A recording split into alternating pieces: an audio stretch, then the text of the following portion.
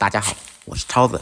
您知道凉拌莴笋怎么做才最好吃吗？有人焯水，有人直接拌，原来都做错了。今天大厨来教你正确做法，脆爽下饭，没有苦味，做法超级简单。话不多说，接下来开始操作。新鲜的莴笋去掉外皮，清洗干净，切成长段。先在莴笋的一侧切上2刀，再转过来切成薄片。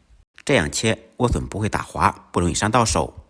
全部切好以后，用手码平，再切成细丝。莴笋在去皮时，把白色部位刮得干净一点，要不然会很苦。全部切好以后，放入大盆中，加入1小勺盐，半小勺白糖，用我们发财的小手抓拌均匀，腌制10几分钟，杀去水分。经过腌制以后，莴笋会出水，杀去水分，吃起来口感更脆，还可以去除一些苦味。利用这个时间准备点小料，不能吃辣的同学放点小米辣锻炼一下，切成细丝。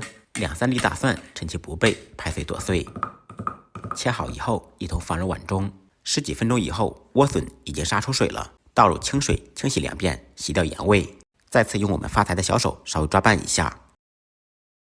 洗好以后，把水倒掉，稍微控水，攥干水分。这一步一定要处理好，把水分挤干，否则水分会稀释调料的味道。处理好以后，再次放入盆中，放入小米辣和蒜末。起锅，锅烧空气，烧至冒烟以后，放入少许油。油热以后，放入10粒花椒，爆出香味。把花椒炸至切麻糊，用罩里捞出来。将热的花椒油浇在蒜末上面，呲一下，香味就出来了。这一步可以去除大蒜的辛辣味，呛出蒜香味。放入1点毛毛盐、白糖、白醋，再放入一点点生抽、1点芝麻香油。用我干净的小手捣鼓均匀。在拌凉菜时，要搂着拌，不要抓拌。抓拌的话，菜容易出水，形状不好看。就这样一道做法简单、清脆爽口、开胃解腻的凉拌笋丝就做好了。学会的同学点完赞，动起手来试着做一下吧。再忙再累，记得按时吃饭。下期视频见，拜拜。